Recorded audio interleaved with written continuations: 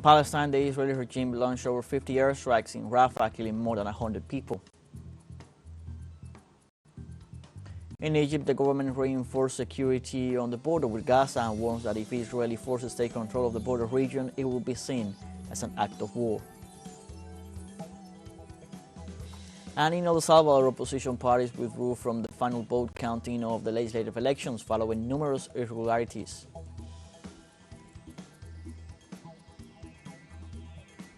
Hello, welcome to From the South. I'm Luis Alberto Matos from the TeleSUR studios in Havana, Cuba.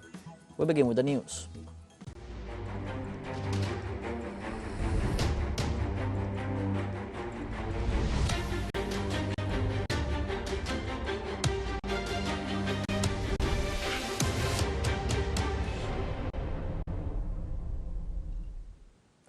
Palestine, hundreds of citizens were killed by Israel after at least 50 airstrikes perpetrated by the occupation forces in the city of Rafah, south of the Gaza Strip.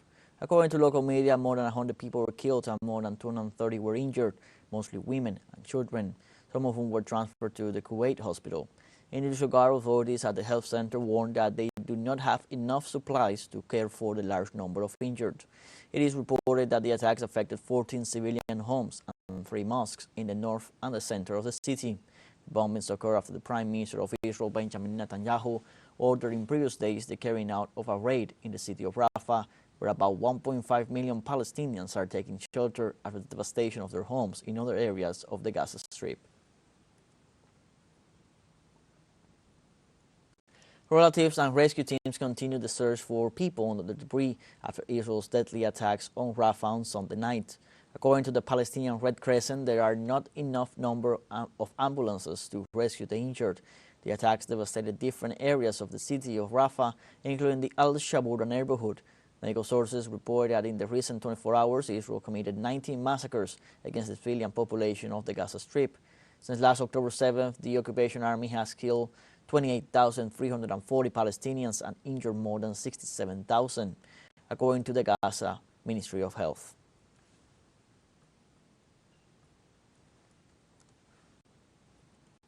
We continue on topic as Israel unleashed an intense attack on Rafah city, the last safe area for the 1.5 million refugees who have fled south, escaping the attacks. Our correspondent Nur Harasin brings us the details. An intense night of Israeli attacks on the city of Rafah, where more than 100 Palestinians were killed in less than half an hour of Israeli attacks on Rafah. The Israeli media said that this was an operation to free 2 of the Israeli hostages that were imprisoned by Hamas. Right now I am standing in Al-Shabura neighborhood, and it is a densely populated area. Behind me is one of the homes that were actually targeted overnight, and this is a residential 2 stories home, and it was filled not only with the families, the owners of the home, Al-Masri family, but also with displaced people. A number of people were killed and injured in this Israeli attack on the Al-Masri home. And this is not the only attack that targeted a residential civilian home in Rafah overnight, but we are talking about dozens of homes where more than 100 people were killed. And this number actually does not even include those who, until now, the paramedics and the rescue teams are trying to evacuate from under the rubble. Until now, we can clearly hear the voices, the sounds of the Israeli drones and the Israeli warplanes hovering over Rafah. Rafah is supposed to be the green, safest area for Palestinians here in Gaza. Now Palestinians, now displaced people in Gaza have reached a point where they actually don't know what to do. Nur Harazin, TeleSUR, Gaza. On Monday, the government of Egypt stated they reinforced security on the border with Gaza due to Israel's offensive against the Palestinian region. In this sense, the Egyptian security forces confirmed that in the last 2 weeks, 40 tanks and armored personnel transport vehicles were sent to the northeast of Sinai. In this sense, the Egyptian government reiterated that if Israeli forces, the Palestinians leaving the country or taking control of the border between Gaza and northern Sinai, would be understood as an act of war on the part of Tel Aviv and in turn could threaten suspending the Camp David agreements with Israel, which was ended the war between both states that started in 1948 and ended in 1978. Should be noted that suspending the Camp David agreements would put regional stability in check.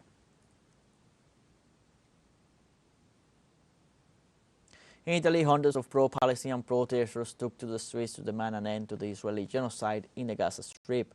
Demonstrations took place after Israel's most recent attack that killed at least 44 Palestinians, including over a dozen children in Rafah. Activists said that after 4 months of Israeli siege on Gaza, more and more people have come out in Italy to demand an end to the illegal occupation. So far, over half of the 2.3 million inhabitants of Gaza are taking refuge in Rafah after following Israeli evacuation orders. The Israeli regime currently occupies 2/3 of Gaza.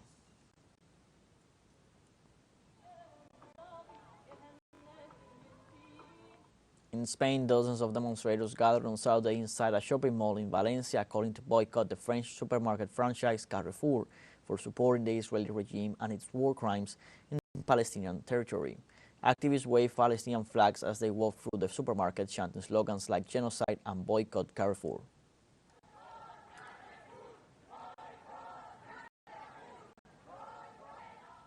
In the United Kingdom, citizens rallied in Manchester City to demand an immediate ceasefire and an end to the Israeli genocide in the Gaza Strip.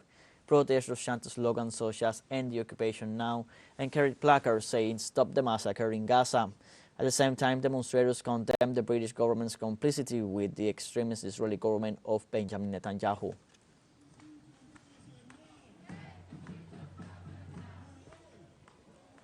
In Spain, artists joined the voices demanding the end of Israeli genocide against Palestinians in the Gaza Strip. During the Goya Film Awards gala held this Saturday in the Spanish city of Valladolid, the actress Alba Flores stressed the importance of using any stage or space as a loudspeaker and reminder of the Israeli genocide in Gaza, in which she recalled that at least 30,000 Palestinian citizens have been killed. Estibeliz Urresola, a screenwriter and film director, also made a statement on this matter, calling on the authorities to act and intervene to stop the Israeli actions against the people of Gaza, who are also being denied access to basic supplies for life, such as food, water, among others. And remember, with TeleSUR, you can now celebrate one of the largest festivals in the South American continent. Gladys Quesada brings you all the details in this Carnival Time 2024. Tune in every day this week at 7 p.m. Caracas time through our Facebook Live at TeleSUR English Official and X account at TeleSUR English, and discover our most colorful celebrations. All the stories coming up. Stay with us.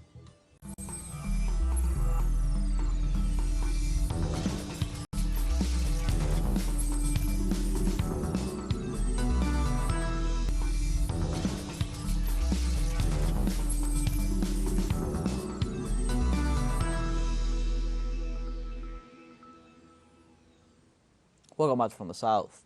In Germany, thousands of people took to the streets in Munich for the Sea of Light in defense of democracy.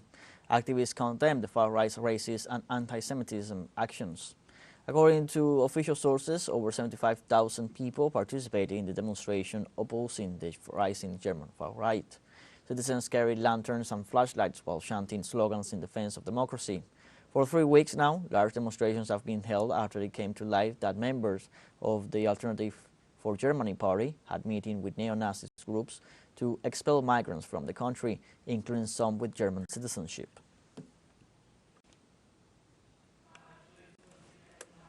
In Hungary, hundreds of left-wing activists protested against the Day of Honor, an annual event of the far-right that honors Nazi forces.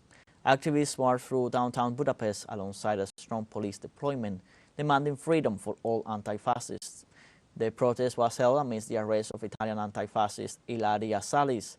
Salis is currently detained in a Hungarian prison for allegedly being involved in violent acts against those participating in the Day of Honor commemorations last year. Every year, the far-right honors a failed attempt by Hungarian Nazi soldiers to escape Budapest during the Red Army siege of the city in 1945. Former Conservative Prime Minister and favorite Alexander Stubb had an early lead over rival Pekka Haavisto in the Finnish presidential election's second round. Results from the advance votes published just after polls closed gave Stubb 52.7% of the votes and Haavisto 47.3%. Those votes account for 46% of eligible voters. The changing geopolitical landscape in Europe will be the main concern for a new head of state, who, while having limited powers compared to the Prime Minister, leads the country's foreign policy together with the government and acts as supreme commander of Finland's armed forces. Some 4.3 million voters were called to elect the nation's next president.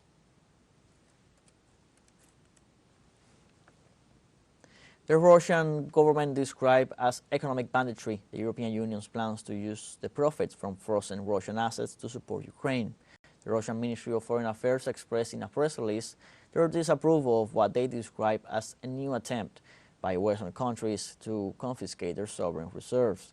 They also denounced the plans of the joint West to use Russian assets to support Kiev since the bloc's debt is already huge. The Russian authorities also reminded that all such actions constitute a serious violation of international law.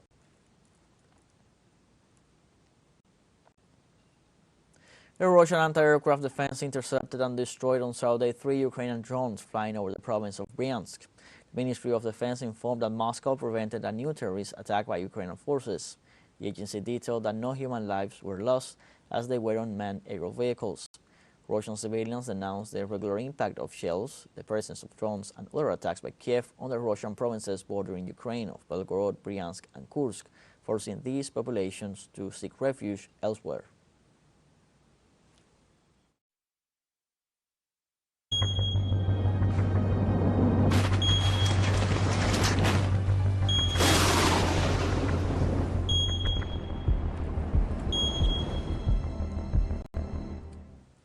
In Peru, around 334 areas in the Central Highlands were declared as critical due to the danger of landslides and floods caused by heavy rainfall.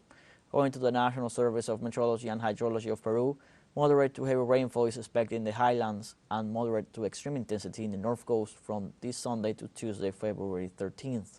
Also, there warned about the possibility of rainfall with hail in localities 2,800 meters above sea level. There will be snow in areas 4,000 meters above sea level in the central and southern highlands. In view of this situation, the agency called on the population to protect and reinforce the roofs of their homes, as well as to establish an early warning system by means of whistles, bells, alarms, sirens, or loudspeakers in coordination with local authorities. In Argentina, more than 387 people and 18 brigades continue working to extinguish the fire in the Los Alerces National Park located in Chubut. The Department of Fire Communications and Emergencies reported that the fire in the national park affected at least 7,808 hectares and continues active. Likewise, the National Meteorological Service reported a storm with electrical shocks from the north of Neuquén and stated that they do monitoring for the possibility of it extending to the south of Chubut. In this sense, tourist services work normally and citizens are recommended to drive with caution on the route near the national park. On the other hand, a yellow alert has been issued in 7 provinces and an orange alert in Buenos Aires after heavy rainfall. In this sense, the National Meteorological Service forecasts rainfall values between 50 and 80 millimeters that could be exceeded. The scientific entity recommended to stay away from coastal areas and light poles or power lines. It also recommended to always have an emergency backpack ready with a flashlight, radio, documents, and telephone. We have a second short break coming up, but before we invite you to join our WhatsApp community for our English-speaking audience, you can scan the QR code on screen to join directly and share the link to reach more people. Constant news coverage of Latin America and the Caribbean as well as the rest of the world. Stay connected and informed with TeleSUR. Final short break, don't go away.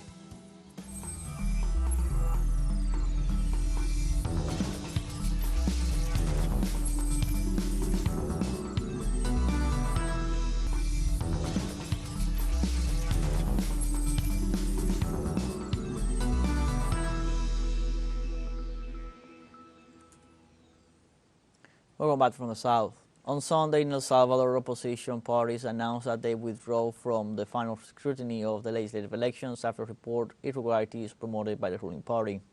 In this way, the president of the Arena Party, Carlos Garcia Sade reiterated that the measure is due to the Supreme Electoral Tribunal not providing the conditions for a transparent process.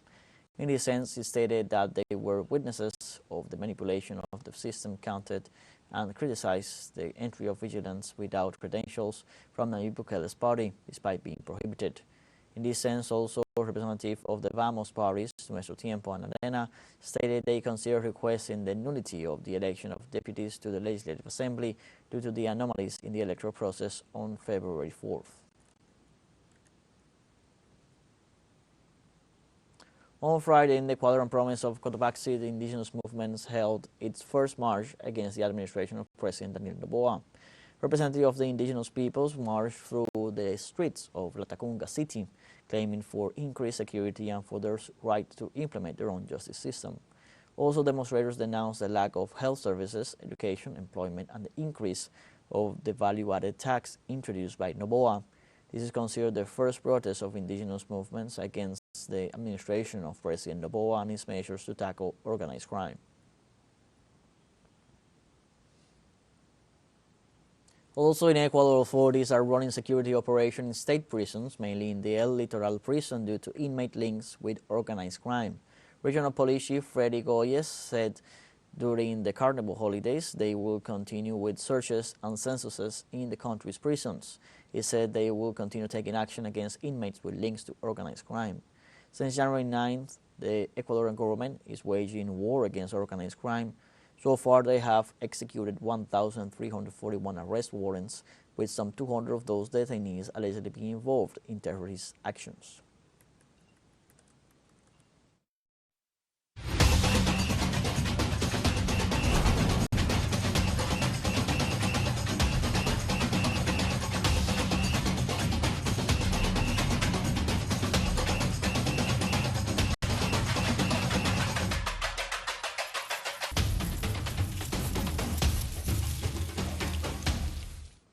In Bolivia, the city of Oruro celebrated the carnivals with various dances in veneration of the Candelaria Virgin, or the Virgin of Socavon. Over 50,000 dancers, 15,000 musicians, and at least 300,000 tourists participated in the carnival celebrations. Dancers danced almost 4 kilometers to the Church of the Candelaria Virgin in order to receive the blessing of the priest and to thank her for all the favors granted. It should be highlighted that the Carnival of Oruro is oral and intangible heritage of humanity since 1995. Venezuela, the state of La Guaira, lives moments of carnival with a double joy after the triumph of Los Tiburones baseball team in the Caribbean Series 2024. Citizens celebrate the carnival festivities and the triumph of their baseball team as champion of the Venezuelan leagues and of the Caribbean Series after 15 years without obtaining the highest award. In this way, the governor of the state of La Guaira, Jose Alejandro Terán, expressed that this triumph is a feeling that transcends and occurs at a good moment. Terán pointed out that the carnival in La Guaira is successfully lived with the presence of at least 200,000 people, floats, parades, concerts, festivals, colors, happiness, and peace, in spite of the consequences of the U.S. blockade against the country. In Trinidad and Tobago, Children's Carnival recreates and educates at the same time. With the details, our special envoy, Gladys Quesada. It could be said that Trinidad and Tobago experiences the carnival twice. One is the great bacchanal that fills the city and is already famous in the world. The other one is the Children's Festival, a junior carnival, so to speak. For the children, these days are a vacation but not a rest. They change their uniforms for the satin costumes, the sequins, feathers, and headdresses. The public admires them and flocks to the Central Station Savannah Park to watch them parade. Many of the spectators also have other reasons for coming to cheer them on. To give the children that support so that they're able to come out, because we had our time already. So especially for the young folks, I think it's very important to, like she said, for the culture to learn about history, and we're losing it around the world, in America, but it's great that something like this still exists. It is their heritage. It's part of their culture. there's no reason why they shouldn't participate and have fun with it, you know. So this is who we are. This is what we are about, you know. So it is a natural thing. For them, it is a moment of protagonism in which they imitate part of what their elders do. Before arriving on this gigantic stage, they rehearse, prepare the costumes, and learn choreographies. The categories are a challenge to the imagination, innovation, fantasy, and traditional. Under that premise, they must develop the theme of their choice, ranging from local nature to futuristic themes, iconic landscape postcards, or a tribute to neighboring nations. All this is first conceived by the teachers who, through fun, educate them. Learn how to jump up, socialize, and have fun with their department and their girls, their friends. So they had fun learning about the Bucco Reef and the different aspects of Tobago. According to the rules, children from 5 to 12 years old parade here, but the reality is that everyone wants to be here. For this reason, first come the youngest ones who even need assistance from their parents because they are still in preschool and even babies. They come the most advanced in age. 68 bands make it to the final in front of a specialized panel of judges. Some parade as a group, others are the start of the theme. Some of them help out, but all want to win. Despite the competitions, the most important thing is always the enjoyment and the camaraderie. I love it. I love it. It's so much fun. You know, it's the time to just free up. Yes, it's very fun, and I think I will do it in the future. Like I walk on stilts. Sometimes I'm a Moko Jambi. It's really fun.